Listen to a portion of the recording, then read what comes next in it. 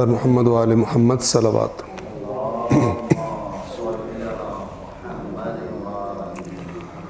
اعوذ باللہ من الشیطان الرجیم، بسم اللہ الرحمن الرحیم، الحمد للہ رب العالمین، والصلاة والسلام علی سید الانبیاء والمرسلین وعلی اہل بیتہ الطیبین الطاہرین وصحبہ المنتجبین۔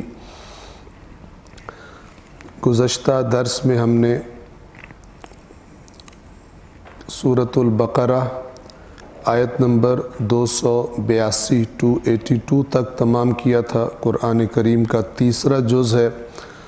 آج انشاءاللہ پہلے ہم سورۃ البقرہ کی آیت نمبر 283 سے 286 تک کہ جو سورۃ البقرہ کی آخری آیت ہے پہلے تلاوت کریں گے، اور اس کے بعد انشاءاللہ ان آیات کا ترجمہ اور وضاحت آپ کی خدمت میں عرض کرنے کی کوشش کریں گے۔ صلوات پڑھیں محمد و آل محمد۔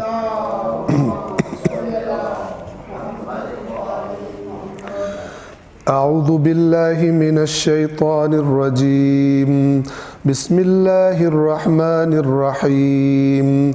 وَإِن كُنتُمْ عَلَى سَفَرٍ وَلَمْ تَجِدُوا كَاتِبًا فَرِهَانٌ مَقْبُوضَةٌ فَإِنْ أَمِنَ بَعْضُكُمْ بَعْضًا فَلْيُؤَدِّ الَّذِي اؤْتُمِنَ أَمَانَتَهُ وَلْيَتَّقِ اللَّهَ رَبَّهُ وَلَا تَكْتُمُوا الشَّهَادَةَ وَمَنْ يَكْتُمْهَا فَإِنَّهُ آثِمٌ قَلْبُهُ وَاللَّهُ بِمَا تَعْمَلُونَ عَلِيمٌ۔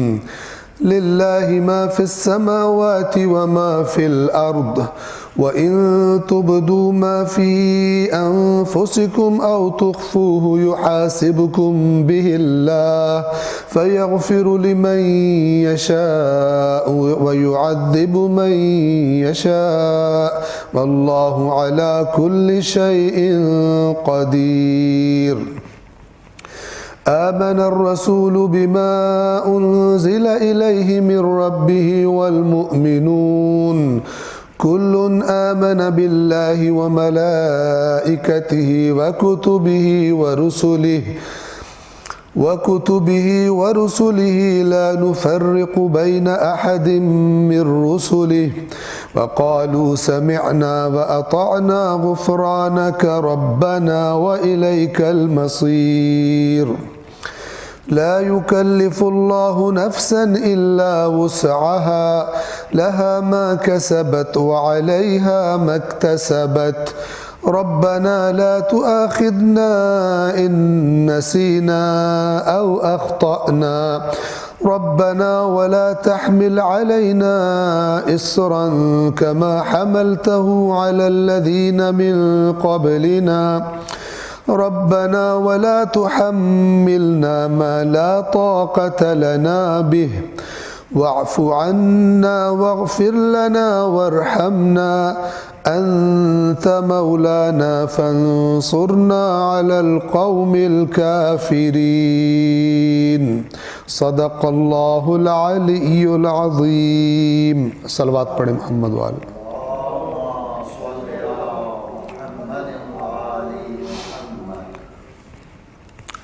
سورۃ البقرہ آیت نمبر 282 تک ہم پڑھ چکے تھے۔ کیونکہ طولانی آیت ہے، ہم اس کے ترجمے کی تکرار نہیں کرتے، آخری چند جملوں کی تکرار کر دیتے ہیں، کیونکہ آیت نمبر 283 جو اس سے اگلی آیت ہے وہ بھی اسی موضوع سے مربوط ہے کہ جب آپس میں کچھ مدت کا لین دین کرنا ہو تو اسے لکھ لینا چاہیے، اور اس کے احکام بیان کیے گئے کہ کاتب کو چاہیے کہ وہ لکھے اور لکھوانے والا عدل کے ساتھ لکھے، ہیرا پھیری نہ کرے، گواہ بناؤ اور گواہ بھی انکار نہ کریں جب وہ ان کو گواہی کے لیے بلایا جائے، اور اسی طرح گواہوں کو اور کاتب کو کوئی نقصان نہ پہنچایا جائے اسے گواہی سے روکنے کے لیے یا غلط لکھوانے کے لیے۔ تو آپ اگر اس آیت کے اندر اللہ تبارک و تعالی کی رہنمائیاں جو اللہ نے فرمائی ہیں ان کی طرف آپ اگر توجہ کریں تو اس کے بعد اپنے معاشرے کی طرف توجہ کریں تو بڑا صاف محسوس ہوتا ہے کہ اب مسلمان تو ہیں اور قرآن کو اپنی کتاب کے طور پر ماننے کا دعویٰ تو کرتے ہیں، لیکن ہماری عدالتوں میں، ہمارے نظام انصاف میں بڑے آرام سے چھوٹے چھوٹے مفادات کے لیے اللہ کے ان رہنمائیوں کو فراموش کر دیا جاتا ہے اور پامال کر دیا جاتا ہے، اور ظاہر ہے کہ پھر اس کے نتائج بھی انہی کو بھگتنے پڑتے ہیں جو یہ اللہ کی ہدایات پر عمل نہیں کرتے۔ تو اس آیت کریمہ کے آخر میں یہ فرمایا تھا کہ اور کاتب اور گواہ کو نقصان نہ دیا جائے۔ یہ آیت نمبر 282 کا آخر پڑھ رہا ہوں۔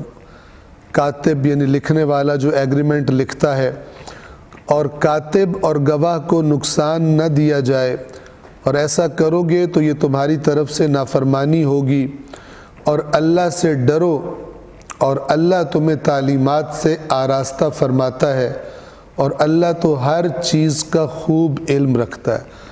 اللہ سے ڈرتے رہو، جو اللہ تمہیں تعلیمات دے رہا ہے ان پہ عمل کرو، اور اگر نہیں کرو گے، ہیرا پھیری کرو گے تو اللہ ہر چیز کا خوب علم رکھتا ہے۔ آیت نمبر 283 اسی موضوع سے مربوط ہے۔ وَإِن كُنتُمْ عَلَى سَفَرٍ، اور اگر تم سفر پر ہو، ایک دفعہ اپنے شہر میں، اپنی آبادی میں ایگریمنٹ لکھنا ہے، تو یہ آپ کے ذہن میں رہے کہ اس زمانے میں پڑھے لکھے لوگ، اور خاص طور پر جو لکھ سکتے ہو، وہ بہت کم تھے، تو شہروں کے اندر کم لوگ تھے، کجا یہ کہ سفر میں آپ کو کاتب مل جائے۔ تو فرمایا اور اگر تم لوگ سفر پر ہو، وَلَمْ تَجِدُوا كَاتِبًا، اور کاتب نہ پاؤ، لکھنے والا نہ پاؤ۔ اس آیت کو آپ توجہ سے سنیے گا، کیونکہ اس آیت میں ایک تقریر کرنے والے نے لوگوں کی داد وصول کرنے کے لیے ایک ہیرا پھیری کی ہے، جس کو قرآن مجید نے اس حرکت کو اس زمانے کے اہل کتاب کے علماء کی طرف نسبت دی ہوئی ہے کہ یہ ایسے لوگ ہیں کہ اللہ کا کلام پڑھ لیتے ہیں، سن لیتے ہیں، اس کو سمجھ بھی لیتے ہیں کہ اللہ نے کیا بات کی ہے، پھر اس میں تحریف کر دیتے ہیں، اس کا کوئی اور معنی نکال کر جس مقام کی آیت ہے اس مقام سے ہٹا کر اپنے مطلب کے معنی پہ فٹ کر کے لوگوں کو بتاتے ہیں۔ اور آج بھی یہ بنی اسرائیل کی تقلید کا بازار گرم ہے، داد لینے کے لیے، پیسے کمانے کے لیے، اپنی ریٹنگز اوپر لے جانے کے لیے۔ تو پہلے آپ اس آیت کو غور سے سن لیں اور یہ ذہن میں رکھیں کہ کس موضوع پر بات چل رہی ہے۔ لین دین کے ایگریمنٹ اور گواہی کی بات چل رہی ہے، اور یہ کمپلیٹ کرنے کے بعد پھر میں آپ کو بتاؤں گا کہ کس طرح آیات قرآن میں یہ لوگ کھیلتے ہیں، تحریف کرتے ہیں، اور یہ کرتے اس لیے کیونکہ انہیں بڑی اچھی طرح پتہ ہوتا ہے کہ جو ہمارے سامنے مجمع بیٹھا ہے انہیں کچھ نہیں پتہ کہ یہ آیت کہاں ہے قرآن میں، اور یہ کس کانٹیکسٹ میں ہے، اور کیا موضوع چل رہا ہے۔ انہیں بس اپنے مطلب کی بات سننا ہوتی ہے، تو ان کو مطلب کی بات بتاؤ، یہ ہے ہی نہیں کہ جن کو نہ ان کو خبر ہے قرآن میں کیا لکھا ہوا ہے، اور نہ ان کو اتنی توفیق ہے کہ بعد میں جا کے چیک کر لیں۔ تو اس طرح اللہ کی آیات سے کھیلنے کا بازار گرم کرتے ہیں، اور اللہ تبارک و تعالی جو اس کھیل کا شکار ہو جاتے ہیں، قیامت کے دن ان کا کوئی عذر قبول نہیں کرے گا کہ وہ کہیں گے یہ تو جو تقریر کر رہا تھا اس نے گڑبڑ کی تھی۔ اللہ کہے گا اس نے گڑبڑ کی تھی تو تم سوئے ہوئے تھے، تم نے حدیث ثقلین نہیں سنی تھی؟ تم نے یہ نہیں سنا تھا کہ جو قرآن میں غور نہیں کرتے ان کے دلوں پہ تالے پڑے ہوئے ہیں؟ تم اتنے بھولے تھے، تم اپنی دنیا کے بارے میں تو بڑے سنجیدہ تھے، لیکن دین کے بارے میں تم اتنے غیر سنجیدہ تھے، تمہارا کوئی عذر قابل قبول نہیں ہے۔ غور سے سنیں اس آیت کو، یہ میں ایک ایگزامپل کے طور پر پیش کر رہا ہوں کہ جس میں پتہ چلے گا کہ آیت میں کس کانٹیکسٹ میں بات کی گئی ہے، اور ایک قرآن سے نادان مجمع کے سامنے، اور ان لوگوں کی آپ جرت دیکھیں، انہیں پتہ ہوتا ہے کہ میں کیا بول رہا ہوں اور یہ آیت کا کانٹیکسٹ وہ نہیں ہے، پھر بھی تو جو اللہ سے نہیں ڈرتا، اللہ کے کلام کو اپنے مقام سے ادھر ادھر کر دیتا ہے، اس کو کوئی قوم آ کے اپنے ممبر پہ بٹھا دے اور اس سے کہو دین بتا، اس کا انجام کیا ہوگا؟ وَإِن كُنتُمْ عَلَى سَفَرٍ، اور اگر تم سفر پر ہو، وَلَمْ تَجِدُوا كَاتِبًا، اور کاتب یعنی لکھنے والا، معاہدہ لکھنے والا نہ پاؤ، فَرِحَانٌ مَقْبُوضَةٌ، تو ریحان کہتے ہیں اس چیز کو جو گروی رکھ لی جاتی ہے، یعنی تمہیں کاتب اگر نہ ملے تو پھر اگر کوئی اس طرح کا لین دین کرنا ہو تو جو قرض لے رہا ہے وہ کوئی چیز گروی رکھوا دے اس کے پاس جس سے لے رہا ہے، ایک گارنٹی کے طور پر، تاکہ اگر پھر وہ قرض واپس نہ کرے تو وہ اس چیز کو بیچ کر اپنا قرضہ واپس لے لے۔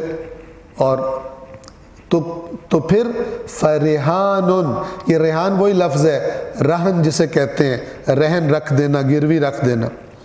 فرحان مقبوضہ، مقبوضہ جس کو قبضے میں لے لیا جائے، یعنی وہ یہ نہ کہے کہ وہ میری چیز وہاں پڑی ہے وہ گروی رکھ لو، نہ، اس وقت اس کے ہینڈ اوور کرے، اس کے قبضے میں دے دے جس سے قرض لے رہا ہے، نہ کہ اسے کہے وہ ادھر پڑی ہے تو وہ پھر تو وہ گروی ہوگی تمہارے پاس۔ گروی والا کام کیسے ہوگا؟ ریحان مقبوضہ۔ مقبوضہ کسے کہتے ہیں؟ آپ نے مقبوضہ کشمیر سب سے زیادہ سنا ہوا ہے۔ مقبوضہ جس چیز پر قبضہ کر لیا جائے، قبضہ کرنا حتماً ناجائز نہیں ہوتا، قبضہ جائز بھی ہوتا ہے، جب جائز حقدار چیز کو اپنے اختیار میں لے لے وہ بھی قبضہ ہی ہوتا ہے، لیکن عام طور پہ ہمارے یہاں قبضہ، چونکہ قبضہ گروپ بڑے مشہور ہیں پاکستان میں، سمجھتے ہیں قبضہ جو ہے وہ صرف غلط ہی ہوتا ہے، نہ، جب حقیقی حقدار کوئی چیز اپنی اختیار میں لیتا ہے وہ جائز اور حلال قبضہ چونکہ بنتی اس کی ہے، ہاں دوسرا کوئی قبضے میں لے لے تو وہ غلط ہوتا ہے۔ مقبوضہ یعنی وہ چیز جس پر قبضہ کر لیا جائے، جو اپنے اختیار میں لے لی جائے۔ تو اگر کاتب نہ پاؤ تو یہ کر لو، فَإِنْ أَمِنَ بَعْضُكُمْ بَعْضًا، تو اگر، اب یہ ایک اور شک، تو اگر تم میں سے بعض پر اعتماد کریں، امنا امن سے ہے، یعنی ان کو اطمینان ہو کہ یہ میں جو قرض دے رہا ہوں بندہ واپس کر دے گا، اور وہ کہے مجھے کوئی چیز گروی میں نہیں چاہیے، مجھے تم پر اطمینان ہے، تو اگر تم میں سے بعض پر اعتماد کریں، اعتبار کریں، فَلْيُؤَدِّ الَّذِي اؤْتُمِنَ، پس ادا کرے وہ شخص کہ جس پر اعتماد کیا گیا ہے، امانتہ، اپنی امانت کو، وہ جو قرض ہے وہ امانت ہے، جس طرح اس سے بات چیت کی ہے پھر اس امانت کو ادا کرے۔ اگر اس نے اعتماد کیا ہے تو جس پر اعتماد کیا گیا ہے وہ امانت کو ادا کرے۔ وَلْيَتَّقِ اللَّهَ رَبَّهُ، اور اللہ سے جو اس کا رب ہے ڈرے، تقوی اختیار کرے، یعنی پھر اوپر نیچے کرنے میں، بعد میں باتیں بنانے میں، بہانے بنانے، ان سے بچے، اپنے اللہ، اپنے رب کا تقوی اختیار کرے اس معاملے میں، یعنی اس نے اگر اچھائی کی ہے تو یہ امانت کی ادائیگی سے اس اچھائی کا جواب دے۔ اب یہاں سے غور سے سنیے، ولا تکتموا الشہادہ، اور گواہی نہ چھپاؤ، یعنی ان جو معاملات ہیں اس میں جو سچی بات ہو، جو گواہی ہے تمہارے پاس، وہ گواہی نہ چھپاؤ۔ ولا تکتموا الشہادہ، اور نہ چھپاؤ گواہی کو۔ ومن یکتمھا فإنہ آثم قلبہ، اور جو بھی اسے چھپائے گا، یعنی گواہی کو چھپائے گا، اس سے کہا جائے کہ تم نے آ کے گواہی دو، کیا معاملہ ہوا تھا، جو بھی اسے چھپائے گا تو یقیناً اس کا دل گناہ گار ہے، یعنی اس کے دل میں پرابلم ہے، اندر مرض ہے اس کے، کوئی اس نے پیسے کھا لیے ہیں، یا کوئی اور اس سے کسی فائدے کا وعدہ کیا گیا جس کی وجہ سے وہ گواہی نہیں دے رہا۔ دل، یہ ظاہری عمل کی خرابی جس کا اللہ نے کہا ہے کہ یہ کرو، پچھلی آیت میں گزرا، وَلَا يَأْبَ الشُّهَدَاءُ إِذَا مَا دُعُوا، اور انکار نہ کریں گواہ جب ان کو بلایا جائے گواہی کے لیے۔ یہاں پہ کہا جا رہا ہے اور گواہی کو نہ چھپاؤ۔ اب یہ چھپانا کس طرح سے ہو سکتا ہے؟ دو طریقوں سے ہو سکتا ہے، ایک یہ کہ گواہی کے لیے آئے ہی کوئی نہ، اور ایک یہ ہے کہ اصلاً کہے میں تو تھا ہی نہیں، چھپا لے گواہی کو۔ جو اسے چھپائے گا فَإِنَّهُ آثِمٌ قَلْبُهُ، تو یقیناً گناہ گار ہے قلبہ، اس کا قلب، اس کا دل۔ وَاللَّهُ بِمَا تَعْمَلُونَ عَلِيمٌ، تم سے کہا تھا نا کہ گواہی نہ چھپاؤ، امانت ادا کرو، اللہ سے ڈرتے رہو، تو جس کے سامنے تم نے پیش ہونا ہے ان ہیرا پھیریوں کے بعد، وہ کون ہے؟ واللہ، اور اللہ بما تعملون علیم، جو تم عمل کر رہے ہو اس کے بارے میں خوب اچھی طرح علم رکھتا ہے۔ تم نے گواہی کیوں چھپائی، تم نے کیوں غلط بیانی کی، تم کیوں نہیں آئے وقت پر گواہی دینے، اللہ خوب تمہارے اعمال کا علم رکھتا ہے، اچھی طرح جانتا ہے۔ اس آیت کا ترجمہ میں پڑھ کے تکرار کر رہا ہوں، پھر آپ کو وہ تحریف بتاؤں گا جو میں نے جس کی طرف اشارہ کیا۔ سورۃ البقرہ آیت نمبر 283، اور اگر تم حالت سفر میں ہو، صلوات پڑھیے محمد وآل محمد، اور اگر تم حالت سفر میں ہو اور کوئی لکھنے والا میسر نہ آئے تو قبضے کے ساتھ رہن پر معاملہ کرو، یعنی رہن کوئی چیز وہ دے دے جس پر قرض دینے والا اس کو اپنے قبضے میں لے لے۔ اگر تم ایک دوسرے پر اعتبار کرو تو جس پر اعتبار کیا جائے اسے چاہیے کہ دوسرے کی امانت ادا کرے۔ اس نے اعتبار کیا ہے، کوئی رہن چیز نہیں رکھی، تو اب تم بھی پھر اس امانت کو ادا کرو۔ اگر تم ایک دوسرے پر اعتبار کرو تو جس پر اعتبار کیا جائے اسے چاہیے کہ دوسرے کی امانت ادا کرے، اور اپنے رب یعنی اللہ سے ڈرو اور شہادت نہ چھپاؤ، گواہی نہ چھپاؤ، اور جو شہادت چھپاتا ہے اس کا دل گناہ گار ہوتا ہے، اور اللہ تمہارے اعمال سے خوب آگاہ ہے۔ اب ذرا بڑی اچھی طرح توجہ کے ساتھ جو بات میں آپ کو بتانے جا رہا ہوں اس کو سنیے، اور وہ ویڈیو کلپ میرے پاس موجود ہے جس میں یہ اس آیت کے ساتھ ہیرا پھیری کی گئی ہے۔ اور یہ یاد رکھیں کہ اس قسم کی ہیرا پھیریاں ایک قرآن سے نادان مجمع سے داد لینے کے کام تو آ سکتی ہیں، لیکن اللہ کے ہاں لعنت کا باعث ہے۔ جس کام سے اللہ نے خبردار کیا کہ تم سے پہلے اہل کتاب کے علماء آیات کو اپنے مقامات سے اللہ نے کسی اور مقام کی بات کی ہوتی ہے، وہاں سے اٹھا کے اپنے مطلب کے مقام پہ فٹ کر دیتے ہیں اس کو۔ تو اللہ کی تو لعنت ہے یہ کام کرنے والوں پر۔ اس سے ہٹ کر جب کوئی شخص یہ کام کرتا ہے اپنے مجمع میں سے تو وہ داد لے لیتا ہے،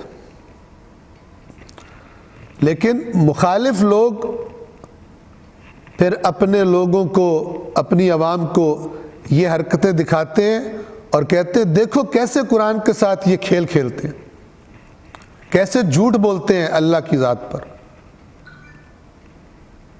اور اس سے بجائے فائدے کے نقصان ہوتا ہے، مکتب کا نقصان ہوتا ہے۔ تو اب دیکھیں وہ خطیب صاحب کہ جو ایک زمانے میں بڑے نامی گرامی تھے، وہ اب ممبر پہ بیٹھے ہوئے ہیں اور کلپ میرے پاس موجود ہے، اور وہ مجمع سے کہتے ہیں حافظان قرآن متوجہ ہوں، اتنا کانفیڈنس ہے اس کو کہ سامنے جاہل بیٹھے ہوئے ہیں، لیکن بات ایسے انداز میں کر رہا ہے کہ دیکھنے والے سمجھیں کہ وہ حافظوں کو چیلنج کر رہا ہے، اتنی ذمہ داری سے بات کر رہا ہے، اتنی مضبوط بات کر رہا ہے۔ حافظان قرآن جناب غور سے سنیں، وَلَا تَكْتُمُوا الشَّهَادَةَ، اور گواہی نہ چھپاؤ۔ اب پیچھے سے بات کیا چل رہی ہے غائب ہی کر دی اس نے، اپنے مطلب کی بات پر فٹ کرنے کے لیے۔ وَلَا تَكْتُمُوا الشَّهَادَةَ، اور گواہی نہ چھپاؤ۔ پھر ساتھ ہی کہتے ہیں یہ کون سی گواہی ہے جس کو لوگ چھپا رہے ہیں، کیونکہ گواہی سب دے رہے ہیں، اشہد ان لا الہ الا اللہ، یہ تو کوئی نہیں چھپاتا، کہاں کی بات کہاں فٹ کر دی، اور ساتھ اور زیادہ اگلوں کو کانفیڈنس کی مار دینے کے لیے حافظان قرآن متوجہ ہوں، یعنی اگر میں غلط کہہ رہا ہوں تو مجھے پکڑ لو۔ اور خاص طور پہ جب حافظان بھی صرف طوطے کی طرح رٹ کے بیٹھے ہو تو ان کو کیا پتہ چلے گا بھی کیا بول رہے ہیں۔ افسوس۔ یہ دوسری گواہی واشہد ان محمدًا عبدہ ورسولہ، یہ بھی کوئی نہیں چھپاتا۔ یہ کون سی گواہی ہے جس کو چھپایا جا رہا؟ اب مجمع یہاں سے اٹھنا شروع ہو جاتا ہے نعرے مارنے کے لیے۔ وہ سمجھ رہے ہیں کہ قرآن یہ آیت جو ہے اس ٹاپک پر آئی ہوئی ہے، اور نتیجہ کیا نکال رہے ہیں کہ یہ جو تشہد میں دو گواہیاں دیتے ہیں تیسری چھپاتے ہیں، یہ ان کے بارے میں۔ سبحان اللہ، مکر کی انتہا دیکھیں آپ۔ وَلَا تَكْتُمُوا الشَّهَادَةَ، اور گواہی نہ چھپاؤ۔ پہلی یہ کون سی گواہی ہے جو چھپائی جاتی ہے؟ پہلی گواہی تو توحید کی گواہی کوئی نہیں چھپاتا، رسالت کی گواہی کوئی نہیں چھپاتا، یہ صرف ولایت کی گواہی ہے جو لوگ چھپاتے ہیں۔ لوگ خوش ہو کے نعرے مارتے ہیں کہ قرآن میں ان کے مخالفوں کی خلاف بات کی جا رہی ہے، جبکہ یہ گواہی لین دین کے معاملات میں گواہی نہ چھپانے کے کانٹیکس میں یہ بات آئی۔ اور پھر وَمَن يَكْتُمْهَا فَإِنَّهُ آثِمٌ قَلْبُهُ، جو بھی اس گواہی کو چھپائے گا اس کا دل میں خرابی ہے، اس کا دل گنہگار۔ ایک اور نعرہ آپ سوچیں کتنا پچھتائیں گے لوگ کہ ہم نے اللہ کے رسول کے، اللہ کے اہل بیت اطہار کی تاکیدوں کے باوجود ہمیں اتنی توفیق نہیں ملی کہ ہم ان آیات کو خود بھی پڑھ لیتے ایک دفعہ کہ یہ ہے کیا۔ کتنا پچھتائیں گے۔ اور یہ اللہ تبارک و تعالی کی بے قدری ہے، اس کی کتاب کو نہ پڑھنا، اس کی کتاب سے رہنمائی نہ لینا، کتنی بڑی توہین ہے اللہ کی۔ مثال دوں میں آپ کو، ایک ہال بھرا ہوا ہو، اس میں کئی پڑھے لکھے لوگ بیٹھے ہوئے ہوں، اسکالرز بیٹھے ہوں جناب، بڑے پی ایچ ڈی ڈاکٹرز بیٹھے ہوں، ان میں سے ایک ایسا ہو کہ جو ان سب سے بڑا اسکالر ہے، ان سب سے زیادہ بلند مقام رکھتا ہے، اور وہ دیکھ رہا ہو کہ لوگ اس کو بھی بڑی لفٹ کرا رہے ہیں، آپ کی کتاب بہت اچھی ہے، آپ کی کتاب ہم نے پڑھی ہے، اس کو بھی لفٹ کرا رہے ہوں، اور وہ جو سب سے بڑا ہے علم میں اس کی کتاب کو لفٹ نہ کرا رہے ہوں، اس کا احساس کیسا ہوگا؟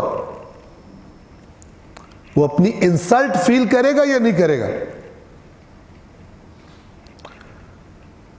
کہ ان لوگوں کو کہ جو حتماً مجھ سے کم علم رکھتے ہیں، یہ لوگ جاہل تو نہیں ہے کہ ان کو اتنی لفٹ کرا رہے اور میری کتاب کو یہ اس کی طرف آ رہی نہیں ہے، ان جاہلوں کو کیا مرض ہے؟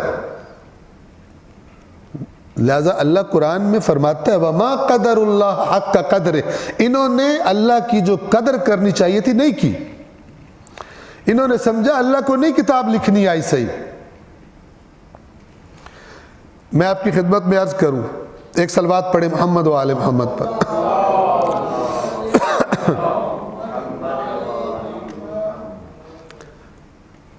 آپ سے سوال کر رہا ہوں، ذرا جواب دیجیے گا، جواب سوچ کے دینے والا۔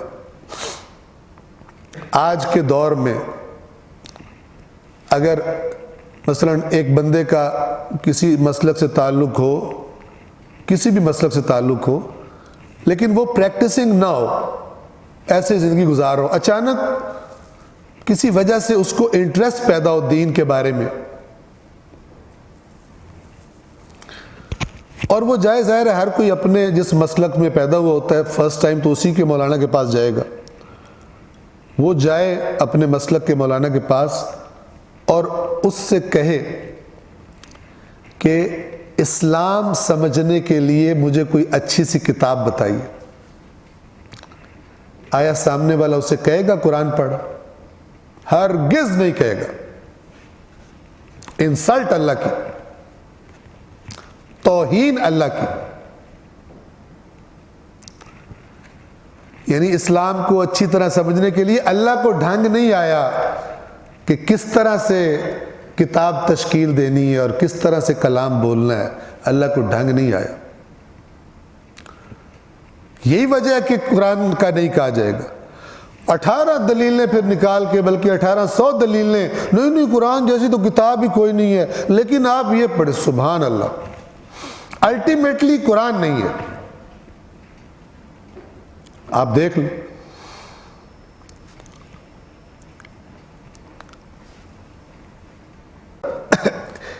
یہ قرآن ریکمینڈ نہ کرنے کے پیچھے سٹوری کیا ہے، توجہ فرمائیں، یہ کچھ نکات میں نے لکھے ہوئے ہیں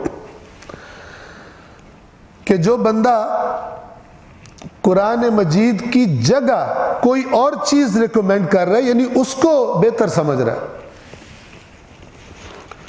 اور کوئی یہ نہ کہ نہیں ابتدائی طور پر یہ پڑھو پھر بعد میں قرآن تو بڑی ہائی لیول کی چیز ہے، عرب بدوؤں کو رسول اللہ سناتے تھے، ہائی لیول کی چیز ہے،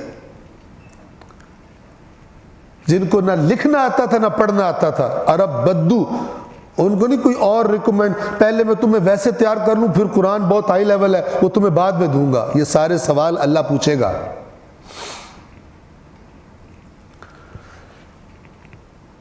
جو بندہ یہ کہے کہ عام آدمی اگر قرآن پڑھے گا گمراہ ہو جائے گا، جو ہمارے کسی بڑے نے کتاب لکھی ہے وہ پہلے پڑھو، ٹھیک ہے نا، جو یہ کرتا ہے ایکچولی وہ کیا کہہ رہا ہوتا ہے؟ ایکچولی وہ یہ کہہ رہا ہوتا ہے کہ اس کے مسلک کے بزرگوں کو دین سمجھانے کا طریقہ اللہ سے زیادہ اچھا آتا ہے، اگر اللہ کو اچھا آتا تو پھر اللہ کی کتاب دیتے اس کو، نہیں اللہ کو نہیں آیا تو ایویں کہہ دیا قیامت تک یہ کتاب اب ہدایت ہے، یہ نور ہے، یہ تبیان ہے، یہ جناب کہہ دیا، یہ والی کتاب پڑھو، وہ والی کتاب نہیں پڑھو، قرآن مجید۔ لیکن قرآن میں نہیں کہتے نہ پڑھو، کہتے ہیں بڑا ہائی لیول ہے تم نہیں پہنچ سکتے اس پہ۔ یہ ساری وہ چکر بازیاں ہیں جن کی وجہ سے قرآن نکلا ہے معاشرے سے، اور ایک چومنے کی چیز رہ گیا ہے، مردوں پہ پڑھنے کی چیز رہ گیا ہے، بغیر سمجھے طوطوں کی طرح پڑھنے والی چیز رہ گیا ہے، نہیں رہ گیا تو ہدایت کی چیز نہیں رہ گیا۔ انہی چکر بازیوں کی وجہ سے، انہی مکاریوں کی وجہ سے ورنہ حقیقت یہ ہے کہ دنیا کی کوئی کتاب، کوئی لکھنے والا، کوئی بولنے والا اللہ کے کلام کا مقابلہ نہیں کر سکتا۔ اس سوال کو فیس کرنے کے لیے عوام بھی اور خواص بھی سب تیار ہوں اللہ کی بارگاہ میں، خاص طور پہ جب رحمت للعالمین اللہ سے شکوہ کرے کہ انہوں نے قرآن سے دوری اختیار کر لی تھی۔ اپنے آپ کو ہم تیار رکھیں، آخر کیا کمی ہے قرآن میں؟ کیوں قرآن ریکمینڈ نہیں کیا جاتا؟ پھر اس کا نتیجہ یہ ہے وَلَا تَكْتُمُوا الشَّهَادَةَ، گواہی نہ چھپاؤ۔ کون سی گواہی ہے جو نہیں چھپائی جا رہی؟ کہاں کی بات کو اٹھا کے کہاں فٹ کر دی۔ یہ یاد رکھیں، اس میں کوئی شک نہیں جس کو مولا علی علیہ السلام کی ولایت جس کو پہنچ جائے اور پھر وہ چھپا لے کہ کوئی نہیں، بہت بڑا مجرم ہے، شک ہی کوئی نہیں ہے۔ لیکن یہاں پر بات اس کی نہیں ہو رہی، یہاں پر بات ہو رہی ہے معاملات میں جو گواہ بنے، کسی ایگریمنٹ کا، معاہدے کا، اس کو جب بلایا جائے وہ گواہی نہ چھپائے، جبکہ اس کو اپنے مقام سے اٹھا کر کسی اور جگہ پہ جا کے فٹ کر دینا۔ یہ قرآن کے لفظ ہیں یہودیوں کے بارے میں، ان کے علماء کے بارے میں جو مال کھاتے تھے اور یہ کام کرتے تھے عوام کو خوش کرنے کے لیے، کہیں کی بات کہیں فٹ کر دیتے تھے۔ یحرفون الکلم عن مواضعہ، اللہ کے کلمات کو ان کے مقامات سے ہٹا کر اور جگہ پہ فٹ کر دیتے۔ واللہ بما تعملون علیم، کر لو جو کرنا ہے، اللہ تمہارے اعمال سے کے بارے میں خوب علم رکھتا ہے۔ صلوات پڑھیں محمد وآل محمد۔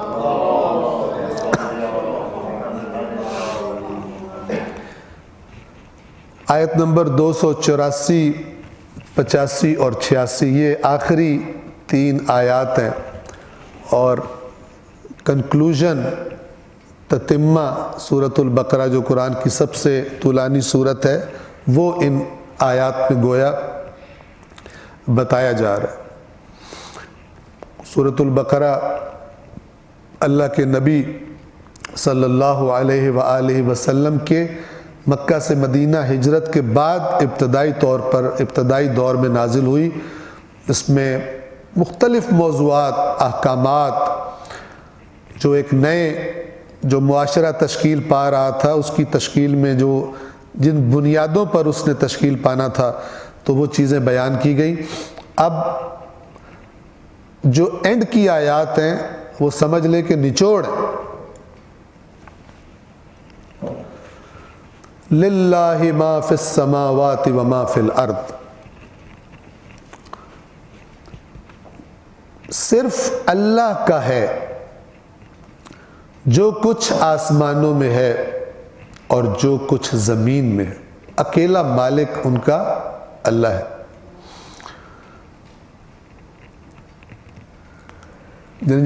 کیا مطلب ہے؟ ہر چیز اس کائنات کی اللہ کے اختیار میں ہے، وہ جو فیصلہ کرے اس کے بارے میں، جو کرنا چاہے، وہ اکیلا مالک ہے۔ وَإِن تُبْدُوا مَا فِي أَنفُسِكُمْ، اور اگر تم ظاہر کرو جو تمہارے نفسوں میں ہے، جو تمہارے اندر ہے، تم ان باتوں کو ظاہر کرو، او تخفوہ، یا چھپا لو، اللہ کو کیا فرق پڑتا ہے؟ یہ ظاہر اور چھپا یہ تمہارے لیے ہے، اللہ کے لیے تھوڑی ہے۔ تم دل میں کوئی اور بات چھپا کے اوپر سے کوئی اور بات کر رہے ہو، بڑے نیک بن رہے ہو، کس کو چکر دو گے؟ انسانوں کو دے لو گے، عدالت میں چکر دے لو گے، اللہ کو کون چکر دے گا؟ وہ جو اصل مالک ہے اور جس نے فائنلی تمہارا فیصلہ کرنا ہے، اگر تم ظاہر کرو جو تمہارے نفسوں میں ہے، او تخفوہ، یا اسے مخفی کر لو، خفیہ کر لو، چھپا لو، دونوں صورتوں میں یحاسبکم بہ اللہ، اس کے بارے میں اللہ تمہارا محاسبہ کرے گا، اللہ تمہارا حساب کتاب کرے گا۔ محاسبہ سمجھتے ہیں نا، حساب کتاب سے، اللہ تمہارا اس کے بارے میں محاسبہ کرے گا، اور جب وہ حساب کتاب کرے گا، اب دیکھیں اس کی ملکیت، فَيَغْفِرُ لِمَن يَشَاءُ وَيُعَذِّبُ مَن يَشَاءُ، تو وہ جسے چاہے مغفرت کر دے اور جسے چاہے عذاب کر دے، اس کا کام ہے، کوئی اور اس میں دخیل نہیں ہے۔ توحید کا جو اصل ٹیسٹ ہے، توجہ فرمائیے، میں اس آیت کو یہاں چھوڑ کر سورہ آل عمران غور سے سنیے گا، سورہ آل عمران کی آیت نمبر، ایک صلوات پڑھیں محمد و آل محمد پر۔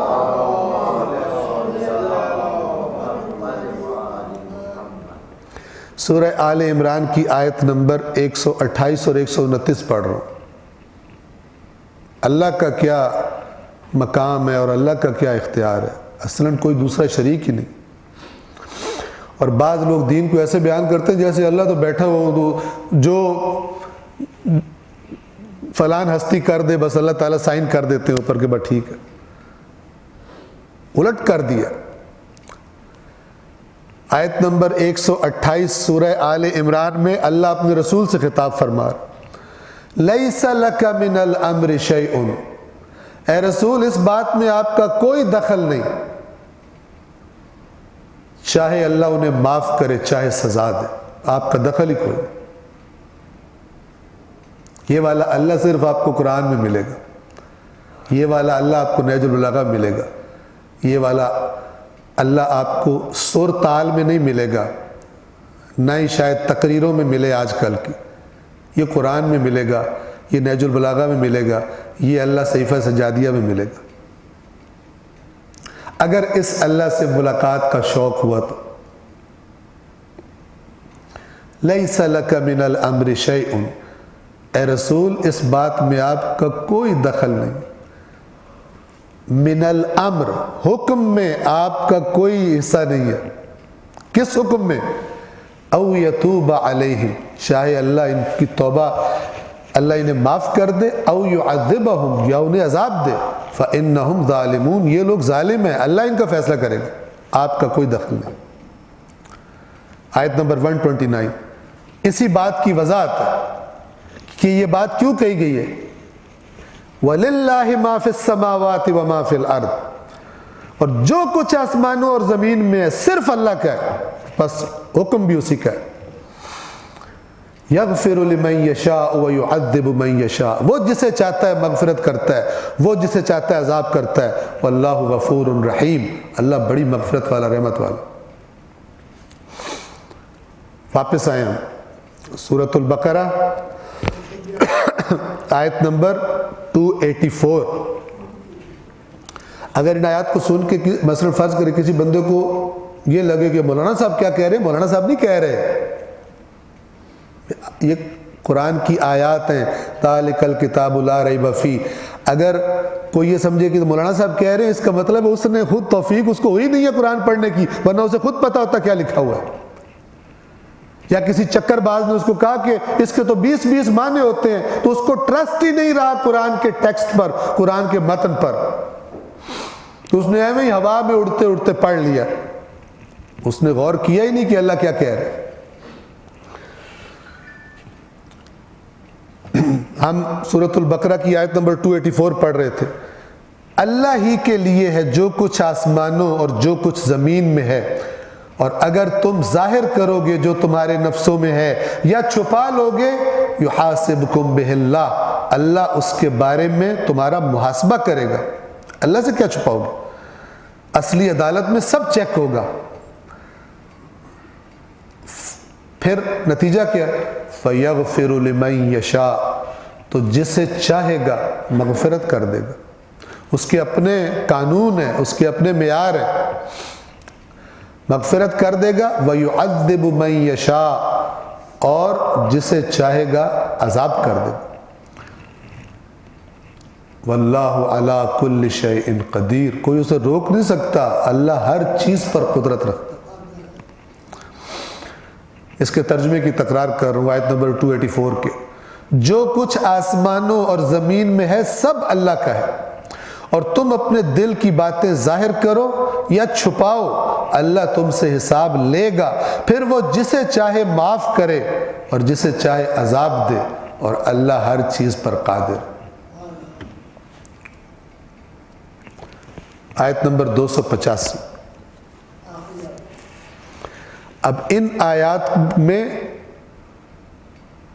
ذمہ داری اس امت کی اس اللہ کے اسلام پر ایمان لانے والوں کی ذمہ داری سمیت اللہ کے نبی کے، سٹارٹ ہی وہاں سے بات ہو رہی ہے، بیان کی جا رہی ہے۔ ایک مومن کیا ہوتا ہے اس کے ذہن میں، اور پھر وہ اپنی ذمہ داری کو نبھانے کے لیے کیسے اللہ سے توفیق مانگتا ہے، اور کمی اور کوتاہی سے کیسے اللہ کی پناہ مانگتا ہے کہ یا اللہ مجھے اس ذمہ داری میں، میری ادائیگی میں میری ہیلپ کرنا، میری مدد کرنا۔ غور سے سنیں آیت نمبر 285۔ آمن الرسول بما انزل الیہ من ربہ، ایمان لایا ہے، ایمان رکھتا ہے رسول کس پر؟ جو اس کی طرف نازل کیا گیا ہے اس کے رب کی طرف سے۔ قرآن میں کئی بار ہے، اے رسول ان سے کہہ دیجئے مجھے حکم دیا گیا ہے کہ سب سے پہلا مسلم میں ہوں، وَأُمِرْتُ لِأَنْ أَكُونَ أَوَّلَ الْمُسْلِمِينَ، مجھے حکم دیا گیا ہے کہ اللہ کے حکم کے آگے سب سے پہلے جھکنے والوں میں سے سب سے پہلا میں ہوں۔ کوئی مجھ سے پہلے نہیں کہ میں اللہ کے آگے سرنڈر ہونے میں پیچھے رہ جاؤں، کوئی دوسرا مجھ سے سبقت لے جائے، سب سے پہلے میں ہوں مسلم۔ مسلم یعنی جھکنے والا، تسلیم ہونے والا۔ وہی بات یہاں پر ایمان کے لفظ سے کہی جا رہی۔ والمؤمنون، اور مومن بھی، مومن یعنی جو حقیقی مومن ہے، نہ کہ زبان سے دعوی ایمان کرنے والے لیکن ان کی زندگیوں میں عکس ایمان دکھائی نہ دے، بلکہ خدا نخواستہ عکس شیطان دکھائی دے عکس ایمان کی جگہ حرکتوں سے۔ بس رسول بھی جو اس کی طرف، اس کے رب کی طرف سے نازل ہوا ہے اس پر ایمان رکھتا ہے، اور مومن بھی، باقی مومنین بھی۔ کلن، ہر ایک، یعنی اللہ کا نبی بھی اور ان پر ایمان لانے والے بھی، سب، کلن، ہر ایک، آمنا، ایمان رکھتا ہے، ایمان لایا ہے، باللہ، اللہ پر، وملائکتہ، اور اس کے ملائکہ پر، اس کے فرشتوں پر، وکتبہ، اور اللہ کی کتابوں پر، ورسلہ، اور اللہ کے رسولوں پر۔ لا نفرق بین احد من رسل، اور پھر یہ ایمان لانے والے، ان کی زبان سے کیا بات نکلتی ہے؟ ہم کوئی تفریق نہیں کرتے اللہ کے رسولوں میں سے کسی ایک کے درمیان بھی۔ یہ جو یہودی کرتے تھے، جو ہم پہ نازل ہوئے ہم ایمان لائیں گے، جو بعد میں نازل ہوئے ہم ایمان نہیں لائیں گے۔ حالانکہ یہ بات ہی اتنی بڑی گستاخی ہے، کہہ رہے ہیں کہ جو بعد میں نازل ہوئے ہم اس پر ایمان نہیں لائیں گے۔ جب نازل کرنے والا اللہ ہے تو تم کہاں سے یہ گستاخی کر رہے ہو کہ جو ہماری باری جو موسیٰ پہ نازل ہو اس پر ایمان لائیں گے، جو عیسیٰ پہ نازل اس پر ایمان نہیں لائیں گے؟ تو جانتے ہو کیا کہہ رہے ہو؟ کوئی سسٹم یہ قبول نہیں کرتا۔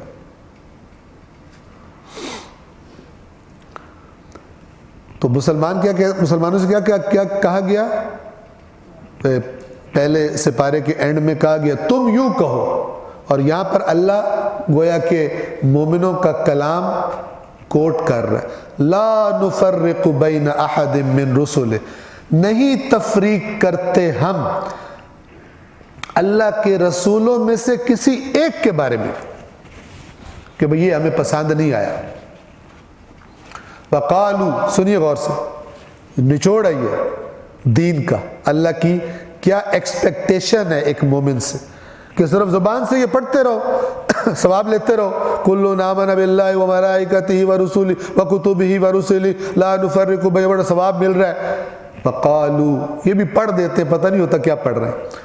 حدیث پڑھی ہے جو یہ دو آیتیں پڑھے گا اس کو اتنا ثواب ملے گا، پتہ نہیں اس آیت میں ہے کیا، تقاضا کیا کیا جا رہا ہے، صرف پڑھنے سے ثواب ملے گا۔ وقالو، اور وہ کہتے ہیں سمعنا، ہم نے سن لیا، جو اللہ نے کہا ہم نے سن لیا، سنا نہیں، وَأَطَعْنَا ہم نے اطاعت کی، ہم مانیں گے، ہم نے مان لیا۔ اطعنا اطاعت سے، سمعنا ہم نے سن لیا، وَأَطَعْنَا اور ہم نے اطاعت کی۔ یہ ایکسپیکٹیشن ہے اللہ کی مومن سے، نہ کہ ہم نے سن لیا کیا شیا کوئی نہیں۔ وہ بنی اسرائیل کے بارے میں اللہ نے کہا ہے، تو انہوں نے کہا سمعنا وعصینا، ہم نے سن لیا اور ہم نے نہیں مانا۔ انہوں نے کہا نہیں تھا، انہوں نے عمل سے گواہی دی تھی کہ سنا ہے مانا کوئی نہیں، ان کے عمل نے گواہی دی تھی، ورنہ انہوں نے زبانوں سے نہیں کہا تھا کہ ہم نے سن لیا لیکن ہم مانیں گے کوئی نہیں، معصیت کریں گے۔ لیکن اللہ نے کہا انہوں نے کہا سن لیا اور نہیں مانیں گے۔ کیوں کہا نہیں مانیں گے؟ پھر عرض کروں، بنی اسرائیل نے زبانوں سے نہیں کہا تھا، اپنے عمل سے بتایا تھا کہ ہم نے کوئی نہیں مانا، سن لیا۔ آج بھی سن رہے ہیں، مانتے نہیں ہیں۔ صرف سننے والوں کے معاشرے سے بے ایمانی ختم نہیں ہوتی، اطعنا اطاعت کریں گے ہم نے اطاعت کی اللہ کے فرمان کی، وہاں سے بے ایمانی ختم ہوتی، وہاں پہ نتیجہ نکلتا ہے، ورنہ اس کو پڑھ پڑھ کے پورے معاشرے پہ پھونکے مارو کچھ بھی نہیں ہونے والا، اور اللہ غضبناک ہوگا کہ میں نے قانون دیا عمل کے لیے، یہ عمل کرتے نہیں ہیں، پھونکے مارتے ہیں، عمل کرتے نہیں ہیں، تویزیں بناتے ہیں، عمل کرتے نہیں ہیں، نیچے سے گزرتے ہیں، ان کی عقلوں پہ روڑے پڑے ہوئے ہیں کہ جو میں کہتا ہوں وہ نہیں کرتے، اور طریقوں پہ ادھر نکلتے ہیں، جو راستہ میں دکھاتا ہوں اس راستے پہ نہیں چلتے۔ پھر وہی بات، اللہ کو دکھانا نہیں آیا راستہ۔ وَقَالُوا سَمِعْنَا وَأَطَعْنَا اور انہوں نے کہا ہم نے سن لیا اور ہم نے اطاعت کی، غفرانک ربنا ہماری مغفرت کر دے اے ہمارے رب۔ ہم سے مغفرت کسے کہتے ہیں؟ کہ ہم سے جو کمی بیشی ہو گئی ہے اسے دور کر دے، یعنی اطاعت کرتے ہیں اللہ کی، اطاعت ان کا شعار ہے، لیکن پھر بھی کوئی اپنے آپ کو کوئی چودھری نہیں سمجھ لیتے، ہم نے بڑا احسان کر دیا، پھر بھی اللہ سے معافیہ مانگ رہے ہوتے۔ تصویر صاحبان ایمان حقیقی جو ہے اللہ نے قرآن میں کیا بتائی ہوئی ہے۔ سورہ آل عمران میں آیت ہے کہ اللہ، یہ غزوہ احد کے بعد جو آیات اتری تھی ان میں اللہ فرماتا ہے گویا مسلمانوں سے کہا جا رہا ہے کہ تم پہلے نہیں ہو جو اللہ کے نبی کے ساتھ مل کر دشمنوں سے جنگ کر رہے ہو، تم سے پہلے کتنے ہی اللہ والے ایسے تھے جو انبیاء کے ساتھی تھے، اور انہوں نے کتنی جنگیں کی، لڑی، اور وہ نہ اپنے اوپر انہوں نے تھکاوٹ طاری ہونے دی، تھکاوٹ ہوتی تھی لیکن طاری نہیں ہونے دیتے تھے، تھکاوٹ تو ہر بندے کو ہوتی ہے، نہ وہ کمزور پڑے، اور اللہ صبر کرنے والوں سے محبت کرتا ہے۔ پھر اللہ اگلی آیت میں فرماتا ہے وَمَا كَانَ قَوْلُهُمْ اور جب وہ میدان جنگ میں اترتے تھے تو ان کا قول، ان کی زبانوں پر اس کے سوا اور کیا بات ہوتی تھی؟ رَبَّنَا اغْفِرْ لَنَا ذُنُوبَنَا، یعنی جان کی بازی لگا کے میدان میں اتر رہے ہیں، پھر بھی اللہ سے معافیہ مانگ رہے ہیں، یا اللہ ہم سے جو گناہ ہوئے ہمیں معاف کر دے، وَإِسْرَافَنَا فِي أَمْرِنَا اور جو ہمیں تو نے حکم دیا تھا، ہماری جو ذمہ داری تھی، اس معاملے میں ہم سے جو زیادتیاں ہو گئی ہیں، اے اللہ ہمیں معاف کر دے۔ میدان جنگ میں یہ دعائیں مانگ رہے ہیں، ادھر بندہ 100 روپیہ دے کے اللہ کی راہ میں سمجھتا ہے میں تو خرید لی ہر چیز۔ وَمَا كَانَ قَوْلُهُمْ إِلَّا أَنْ قَالُوا رَبَّنَا اغْفِرْ لَنَا ذُنُوبَنَا وَإِسْرَافَنَا فِي أَمْرِنَا وَثَبِّتْ أَقْدَامَنَا اور اے ہمارے رب ہمارے قدم جمائے رکھنا میدان میں، وَانْصُرْنَا عَلَى الْقَوْمِ الْكَافِرِينَ اور یہ جو تیری انکاری قوم ہے جو تجھے نہیں مان رہے، ان کے خلاف ہماری مدد فرما۔ یہ ان کی تصویر ہے۔ ہم کتنا میچ کرتے ہیں اس تصویر کے ساتھ، ہر ایک انسان اپنے بارے میں بہتر جانتا ہے۔ یہاں پر بھی کہ یہ جو مومن ہے، یعنی یہ کون سا گروپ ہے جس میں رسول اللہ بھی شامل ہے،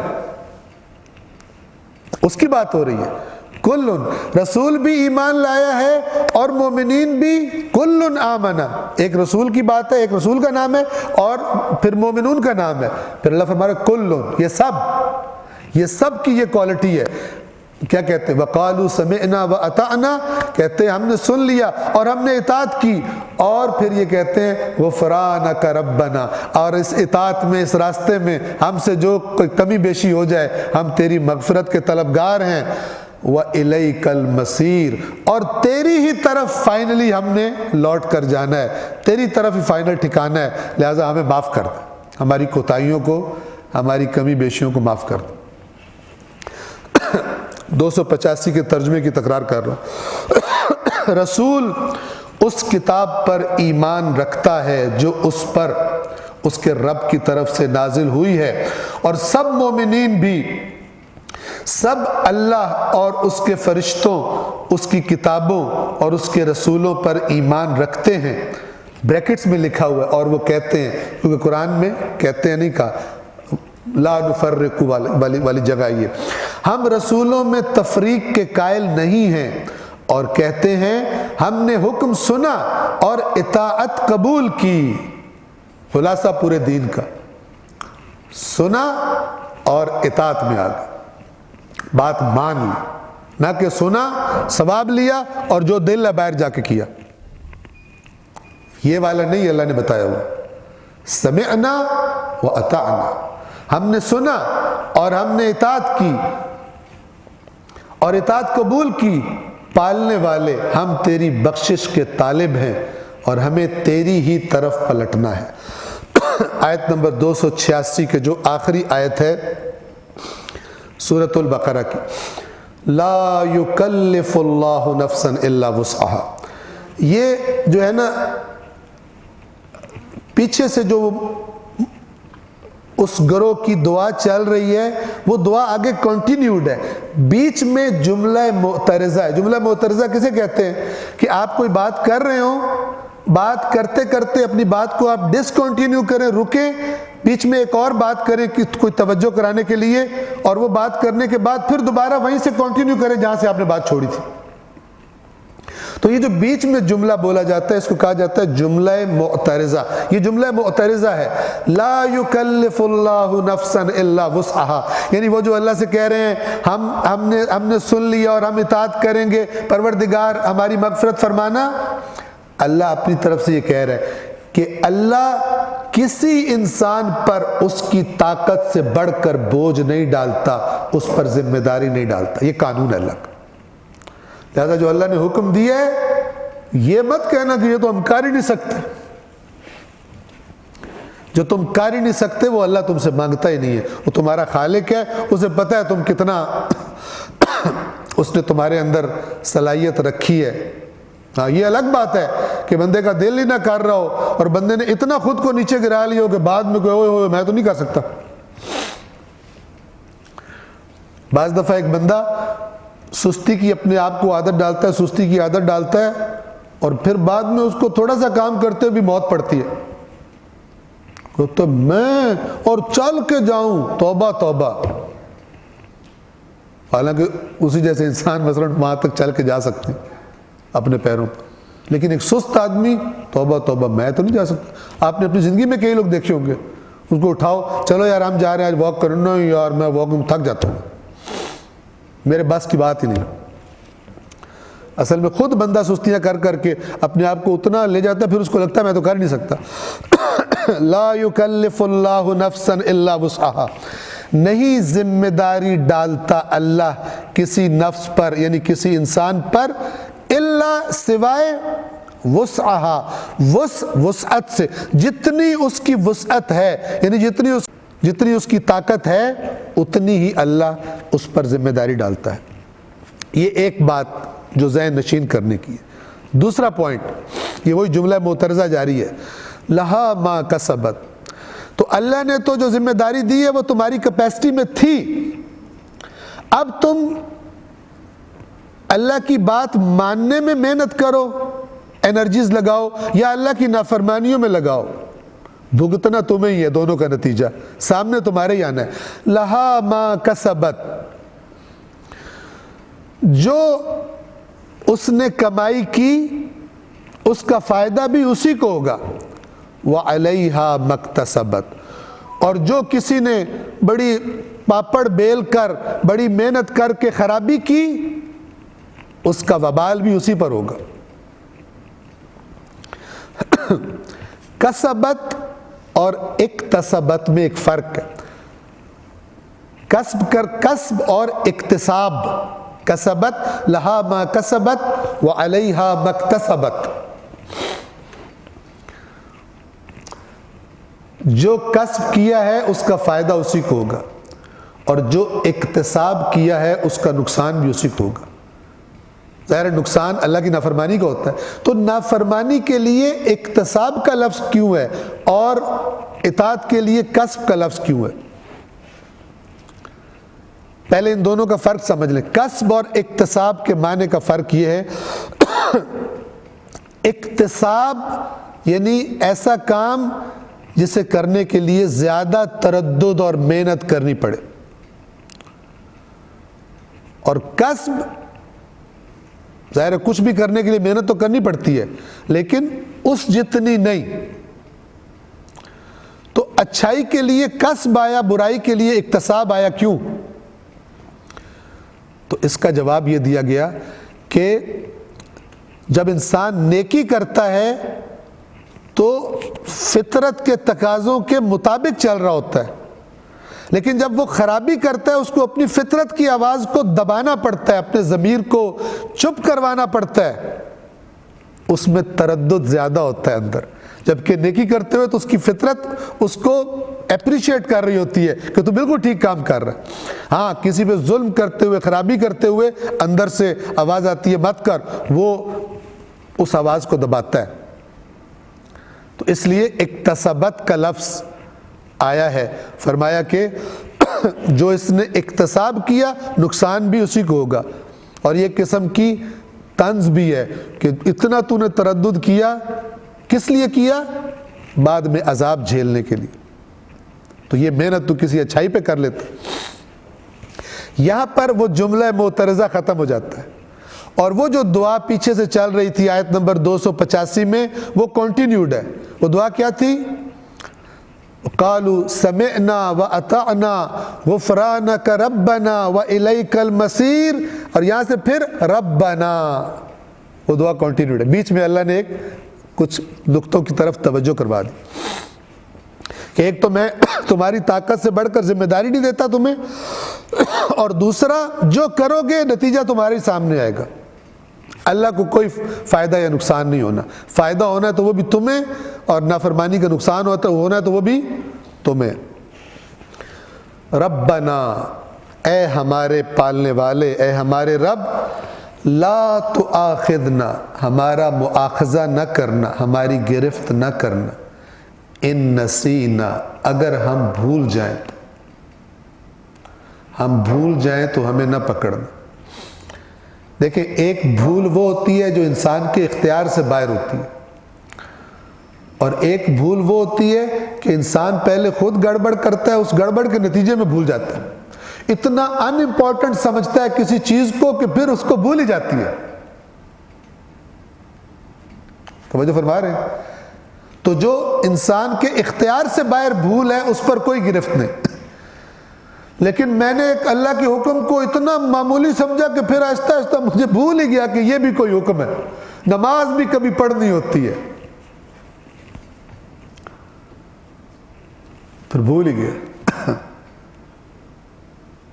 اس پر تو گرفت ہونی ہے، اس پر تو گرفت ہونی ہے۔ اے پروردگار، اے ہمارے رب، ہمیں، یعنی یہ کوئی بندہ یہ دعا کرے، اس دعا کا مطلب یہ نہیں ہے کہ یا اللہ جو میں نے جان بوجھ کے تیرے کاموں کو ان امپورٹنٹ سمجھا اور پھر اس وجہ سے میں نے نہیں کیے، مجھے نہ پکڑنا اس پر۔ اللہ کہے گا تجھے نہیں پکڑوں گا تو پھر کس کو پکڑوں گا؟ تو نے میرا احترام نہیں کیا، تو نے مجھے امپورٹنس نہیں دی، تبھی تو میرے کام تو نے چھوڑ دی۔ اے پروردگار ہمارا مؤاخذہ نہ کرنا، ان نسینا، اگر ہم بھول جائیں، او اخطأنا، یا ہم خطا کر بیٹھے۔ یہ اصل میں اللہ کے روب و جلال کے سامنے ہوا کہ تو چاہے تو گرفت کر سکتا ہے، بالآخر تیری نافرمانی ہو گئی، لیکن ہمیں بھول پر گرفت نہ کرنا، ہم سے خطا ہو جائے اور ہم کچھ غلط کر بیٹھیں خطا سے، نہ کہ عادی مجرم ہو، خطا سے ہمارا مواخذہ نہ کرنا۔ ربنا، یہ دعا جو ہے نا، یہ سب ایکچولی اگر آپ غور کریں تو اس ذمہ داری کی عظمت اتنی ہے کہ مومن اللہ سے دعائیں کر رہے ہیں کہ یا اللہ یہ جو ہمارے کندھوں پہ تو نے ڈال دی ہے، اب اگر کوئی بھول چوک ہو جائے تو ہمیں پکڑنا نہیں، اتنا بڑا تیرا حق ہے، تو ہم کیسے ادا کریں گے؟ تو ہماری بھول چوک معاف کرتے رہنا۔ ایکچولی یہ اس ذمہ داری کی اہمیت بتائی جا رہی ہے۔ یہ دعا کے لفظ اس بھاری ذمہ داری جس کا نام اسلام ہے، اس عہد کی طرف اشارہ کر رہے ہیں جو بندوں نے اللہ سے کیا ہے اسلام قبول کرنے کی شکل میں۔ ربنا، اے ہمارے رب، ولا تحمل علینا اصرا، اور ہم پر حمل نہ کرنا، ہم پر نہ ڈالنا، اصرا، بھاری بوجھ۔ کون سا بھاری بوجھ؟ کما حملتہ علی الذین من قبلنا، جس طرح تو نے ان لوگوں پر ڈالا تھا جو ہم سے پہلے تھے۔ بعض لوگوں کی نافرمانیوں کے نتیجے میں اللہ نے بڑی سخت سخت ان کو سزائیں دی تھی۔ اے پروردگار، ہم پر اتنی سخت سزائیں نہ ڈالنا، ہم پر اتنے سخت بوجھ نہ ڈالنا، ہم پہ نرمی کرنا۔ ربنا ولا تحملنا ما لا طاقت لنا به، اور ہم پر وہ بوجھ نہ ڈالنا جس کی ہمارے میں طاقت نہیں۔ کیا مطلب؟ اللہ نے تو خود اوپر کہہ دیا ہے ہم طاقت سے بڑھ کے ذمہ داری نہیں ڈالتے، پھر اس دعا کا کیا مطلب ہے؟ توجہ فرمائیے۔ ایک ویٹ لفٹنگ کرنے والا بندہ ہے، اس کا ایک کوچ ہے، تو وہ کوچ اسے کہہ رہا ہے کہ تو یہ والا وزن اٹھا سکتا ہے، مجھے پتہ ہے، میں تجھے جانتا ہوں، تیرا کوچ ہوں، تیری صلاحیتیں مجھے پتہ ہے، لیکن وہ جو اٹھانے والا ہے وہ اٹھا کے حوصلہ ہاری کھڑا ہے اور کہتا ہے کہ یہ مجھ سے نہیں اٹھ سکتا، وہ کہتا ہے اٹھا سکتا ہے تو۔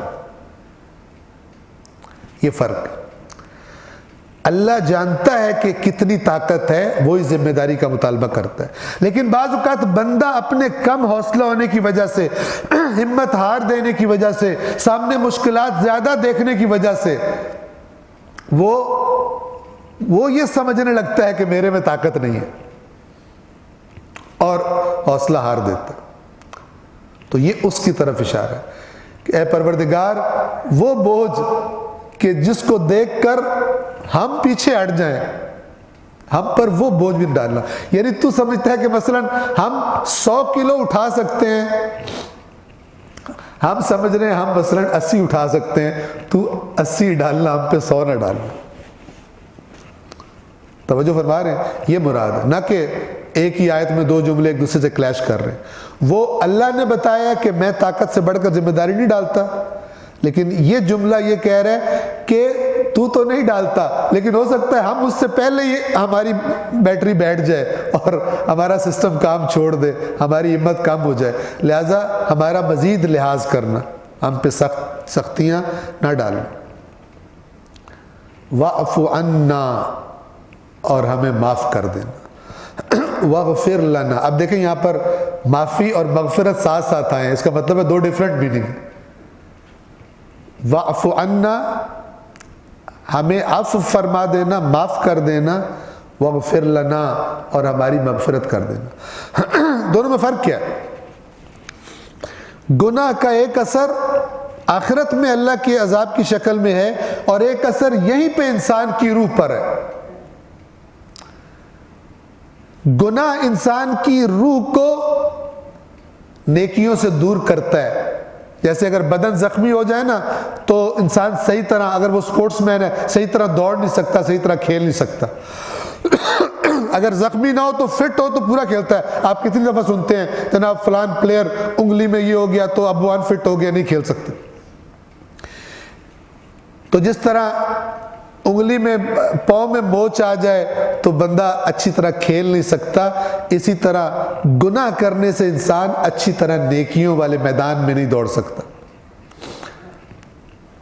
ہمیں معاف کر دے یعنی آخرت میں پکڑ نہ کرنا، معاف کر دے، لیکن یہ جو دنیا میں اس گناہ نے ہمارے اوپر اثر ڈالا ہے وہ اثر بھی ہمارا ٹھیک کر دے، وہ زخم بھی ہمارا ٹھیک کر دے۔ ہم نے جو گناہوں سے اپنے آپ کو زخمی کیا ہے اور ہمیں پھر نیکیوں میں دلچسپی نہیں ہوتی، ہمیں پھر تیری عبادات کی لذت نہیں آتی، یا اللہ ہماری روح کا بھی علاج کر دے، اس کے زخموں کو بھی ٹھیک کر دے، تاکہ ہم فٹ ہو کے کھیلیں تیری اطاعت کے میدان میں۔ وَاعْفُ عَنَّا وَاغْفِرْ لَنَا وَارْحَمْنَا، اور ہم پہ رحم فرما۔ أَنْتَ مَوْلَانَا، تو ہی ہے ہمارا مولا۔ اصل میں اصل اور سب سے ٹاپ پر جو ہمارا مولا ہے وہ تو ہے۔ اگر ہم رسول کو مولا کہتے ہیں تو نے کہا ہے تب کہتے ہیں، اگر تو نے حکم دیا رسول کی اطاعت کرو۔ توجہ فرما رہے ہیں، ایک ہے اللہ کے پیرلل کسی کو لے کر آنا، اور ایک دفعہ اللہ خود کہے تمہارا ولی ہے، ولی مولا سیم ہے۔ تو وہ نہیں ہوتا کہ کوئی کہے رسول اللہ میرے مولا ہیں، اور کوئی بندہ آ کر اس کو کہے کہ مولا تو اللہ کہہ رہا ہے انت مولانا، اللہ ہی تو ہی ہمارا مولا ہے، تو وہ ایک آیت کو چھوڑ کے دوسری آیت کو پکڑ رہا ہے، ہیرا پھیری کر رہا ہے۔ تو اگر یہ دیکھا جائے کہ مثلا ہم مولا علی کو کہتے ہیں مولا، رسول اللہ کو کہتے ہیں مولا، اللہ کو کہتے ہیں مولا، تو پھر کوئی پیرلل میں کہتے ہیں تو وہ باطل اور مشرک ہے۔ لیکن اللہ کے حکم پر اگر کہتے ہیں، رسول کے حکم پر اگر کہتے ہیں، مثلا من کنت مولا فہذا علی مولا، اگر رسول کے حکم پر کہتے ہیں تو پھر یہ عین توحید ہے۔ لیکن اگر کوئی اللہ کے پیرلل سمجھتا ہے تو وہ مشرک ہے، دین سے خارج ہے۔ لیکن ان تینوں میں اصل میں یہ ولایت کہاں سے شروع ہوئی ہے؟ سرچشمہ کون ہے؟ اصل ولایت کس کی ہے؟ اللہ تبارک و تعالیٰ کی۔ اللہ ولی الذین آمنوا، اللہ ولی ہے ان کا جو ایمان لائے ہیں۔ انت مولانا، تو ہی ہے ہمارا مولا، ہمارا سرپرست۔ فانصرنا علی القوم الکافرین، پس کافر قوم جو انکاری ہے تیرے دین کے ماننے سے، اس قوم کے خلاف ہماری مدد فرما۔ پس یہ دعا یہ بتا رہی ہے کہ یہ اللہ کے جو مد مقابل ہیں، یہ مومن ان سے برسر پیکار ہوتے ہیں، یہ محاذ میں ہوتے ہیں، نہ کہ انہیں پرواہ کوئی نہیں ہوتی دین دشمن لوگ کیا کر رہے ہیں، ہم اپنی تسبیح وظیفے کر کے جنت میں جا رہے ہیں۔ یہ ان کے لیے ہے ہی نہیں، ان کی پکچر اس میں بنتی نہیں ہے۔ ہماری مدد کر، مدد وہ مانگتا ہے جو کچھ کر رہا ہو، یہ نہیں کہتا میں گھر بیٹھا ہوں تو مدد کر، وہ بنی اسرائیل ہے۔ اے موسیٰ اذهب انت وربک فقاتلا ان ہاؤنا قاعدون، اے موسیٰ آپ اور آپ کا رب جاؤ لڑو، ہم یہاں بیٹھے ہوئے ہیں، ہم صرف وظیفے کریں گے، آپ جا کر لڑو وہاں پہ۔ یہ والی مومن کی تصویر ہے ہی نہیں قرآن میں۔ ان کا مومنوں کا سردار تو رسول اللہ جو خود میدان میں کھڑے ہوتے ہیں، جو خود مورچوں میں بٹھاتے ہیں، قرآن نے گواہی دی ہوئی ہے مومنوں کو جا کر۔ ان آیات کو پڑھنے کی بڑی زیادہ روایات میں فضیلت آئی ہے، ٹھیک ہے، لیکن صرف پڑھنے کی آئی ہے۔ یہ فیصلہ ہم اپنی اپنی عقلوں پہ چھوڑیں اور ان تعلیمات پہ چھوڑیں جو قرآن پہ غور کرنے کے بارے میں تاکیدات جو ہمیں کی گئی ہیں۔ اللہ تبارک و تعالیٰ کے فضل و کرم سے اور اسی کی دی ہوئی توفیق سے الحمدللہ رب العالمین ہم نے آج کیا ڈیٹ تھی؟ 13 مئی 2023 ہم نے سورۃ البقرہ کو تمام کیا ہے۔ انشاءاللہ اللہ نے توفیق دی اور زندگی دی تو اس کو جاری رکھیں گے، اور جب نیکسٹ درس ہوگا کہ جو اگلے ہفتے نہیں ہوگا چونکہ سفر درپیش ہے، اس کے بعد جب بھی ہوگا اناؤنس کر دیا جائے گا، تو ہم سورہ مبارکہ آل عمران سے اس درس کو آگے جاری رکھیں گے۔ پروردگار عالم سے دعا کرتے ہیں، یا اللہ یا رحمان یا رحیم، جو قرآن کریم کی آیات ہم پڑھتے ہیں اور سنتے ہیں اور سمجھنے کی کوشش کرتے ہیں، اے پروردگار ان پر عمل کرنے کی ہم سب کو توفیق عطا فرما۔ زندگی گزارنے کے جو اصول، جو اہداف و مقاصد تو نے اپنی کتاب میں بیان فرمائے ہیں، انہی سے رہنمائی لیتے ہوئے اپنی زندگیوں کا رخ متعین کرنے کی ہم سب کو توفیق عطا فرما۔